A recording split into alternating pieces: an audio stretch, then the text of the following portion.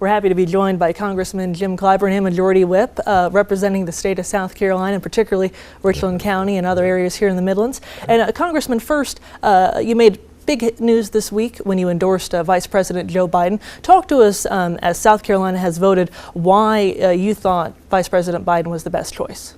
Well, I said during my statement that I know Joe Biden, we know Joe Biden, but most importantly, Joe Biden knows us. Joe has spent a lot of time in this state, not campaigning, not political time, but just personal time, getting to know the people, and he knows the people. South Carolina and Delaware, it's got so much in common. Both of us were part of the Brown v. Board of Education decision. There were 5 cases, 2 of them are coming from South Carolina and Delaware. Joe has had experience working with diverse communities. His record in the Congress is an enviable one. Joe's record indicates that Violence Against Women Act, a great piece of legislation that we just got reauthorized, extending the Voting Rights Act for 25 years, a great victory.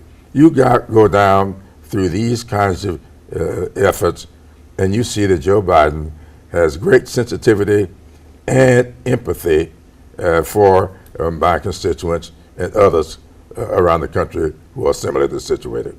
And South Carolina will just be one of many states deciding in the next few days, with Super Tuesday following right after. Talk to me about the state of the party and the nomination process. How important do you think it is for Joe Biden to leave South Carolina with a win?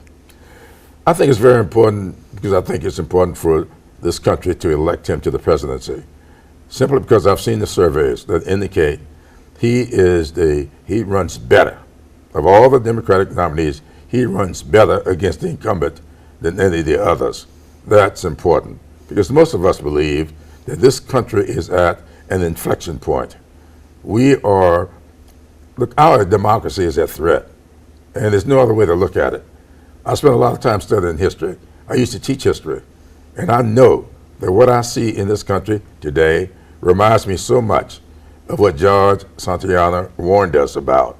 If you fail to learn the lessons of history, you're bound to repeat them. I don't want to repeat the kind of history that this president in the White House today will love to see me repeat. That's why he is doing everything he can to undercut the Affordable Care Act. The Supreme Court has just gutted the Voting Rights Act.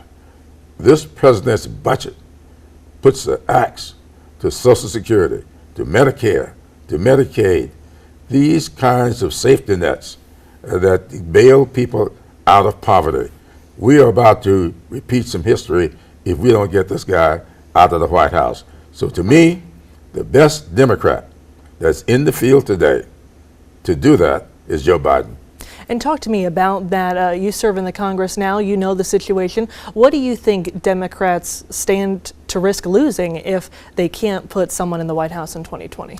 Well, I wouldn't limit it to Democrats. It's what this country stands to risk of losing. Our democracy is worth preserving. And I know history very well. The Germans elected Adolf Hitler in 1932. He made himself the dictator by undercutting the media. The same kind of stuff we hear now. Fake news, discrediting anybody in the media unless it's someone who agrees with him. Undercutting religious groups. Swastikas hung in churches throughout Germany. And I see the same thing happening here today, misusing religion. And just downright nastiness toward other people. That's not what a democracy is all about. A democracy is all about people learning to live together, people having differences. I just told someone earlier today, to me, you can be unified and not be unanimous. There's always unity in my family. There ain't no unanimity in my family. All righty. Well, thank you, Congressman, for joining with us. We appreciate it, and we will have more after this.